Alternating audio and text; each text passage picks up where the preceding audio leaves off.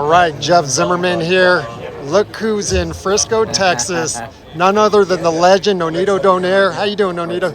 Man, I've been blessed, man. You know, very, very excited. Yeah. Very excited for all of this. What brings you out to this fight? It's got to be Bam.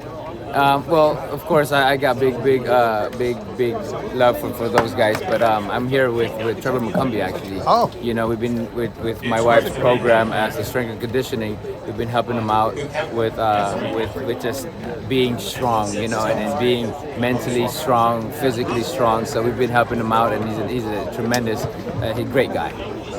Yeah, he's got a big fight on his hands. Co-main event with Pacheco. That's right. Is he ready?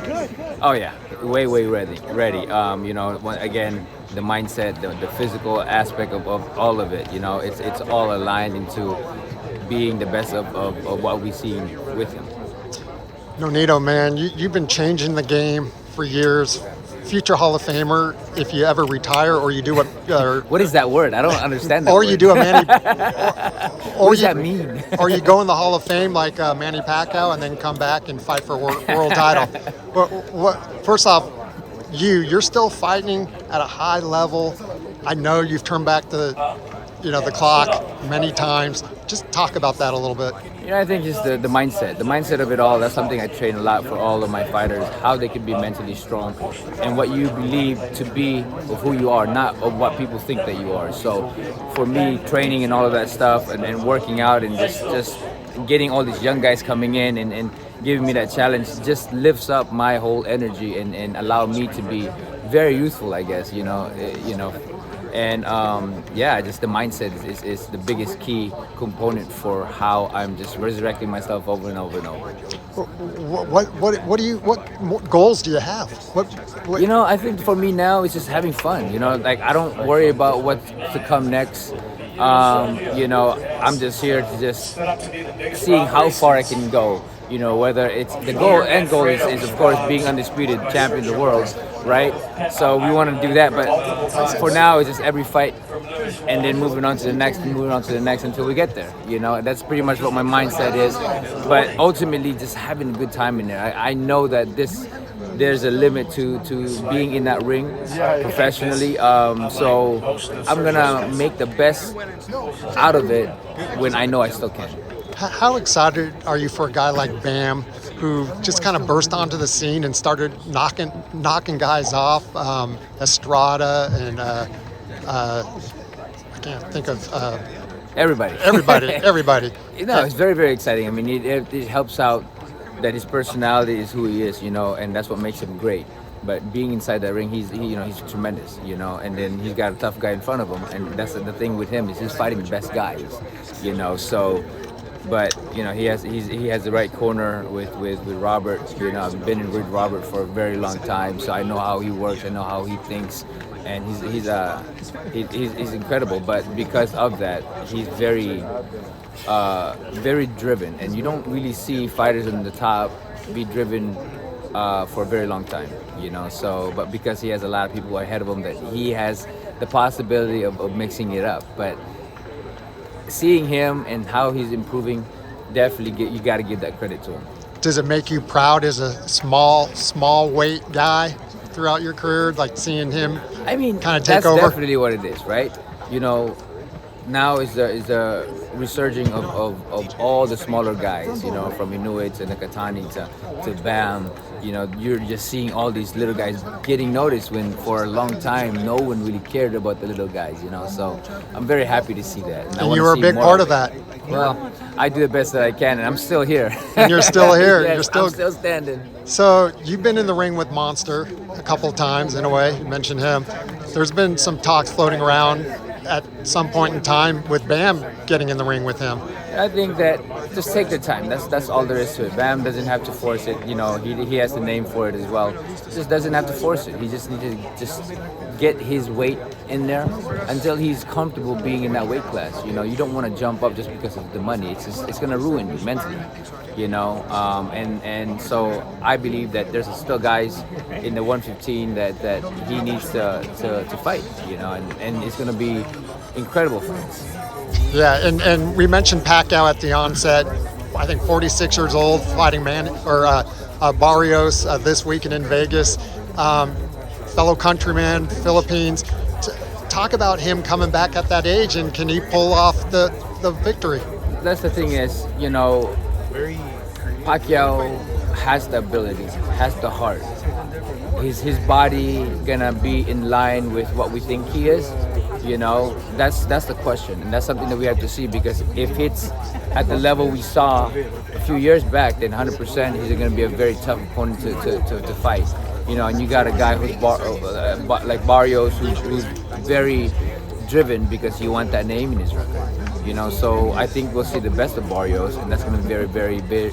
It's going to be very, very tough for Manny. But if we see the older version of Manny, I think it's going to be a very entertaining fight. What's the first to go? The legs? Well, the legs. I would say the legs. The legs. But you saw how he was moving around a lot. But it's just how the whole alignment of the legs, the muscles, the punches, that triggers your lungs, because the lungs is the first one that really triggers whether you have it or not. And the granddaddy of them all, Canelo Crawford, break that one down.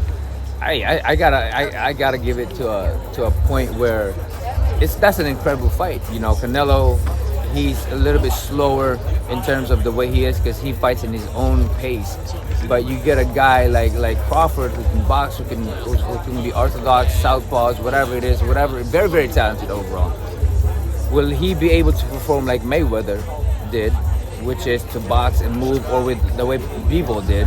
I know that he's moving up in weight, so there's going to be a big difference when it comes down to that. But being able to box, hit and run, is you don't have to be a big guy for that.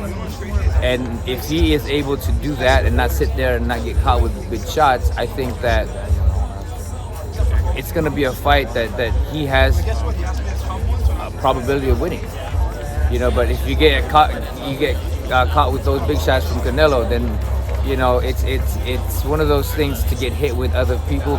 But when you move up in weight and you get hit with bigger shots, they hurt. They're heavy. It's like getting hit with something different that you never really felt. So that's the question that we will see, whether he has the capability of. Same thing with Pacquiao. We're watching it this way. We're entertained and interested in the fight, because there's a lot of probabilities that can change. And so that goes for Pacquiao, that goes for Crawford as well. All right, so you're still 50-50 fight at this point? Yes, definitely. I think the first round we'll see who has the advantage, because you can't really tell because of their attributes. Crawford can box, Canelo has the power and the height, the weight. Is he gonna go in there and just brawl it out, cut all the ropes and just give no space, or are he just gonna walk him down? And we saw that anybody can run around Canelo in that way. So that gives Crawford the probability higher, So it just depends. This is how boxing works. It depends on how and who shows up and what type of strategy. So when you go in there, anything can change. And in the middle of the fight can change as well, because I'm like, oh, this is not working, I'm gonna go do something different, Right. So this is the beauty of boxing. The IQ, science. yeah, That's sweet right. science. And both guys have that experience and the IQ to change according to how the fight is gonna go. Last question for you, Nonito Donaire, the living legend, still fighting, still going strong. Who's this Gabe Flores Sr. guy you've been running around with in Vegas? I mean, you might have to cut this part, but that guy's a piece of shit. You don't really want to talk to that guy. No, that's my boy. He's incredible. He's helping me out a lot and just reminding me how I used to fight.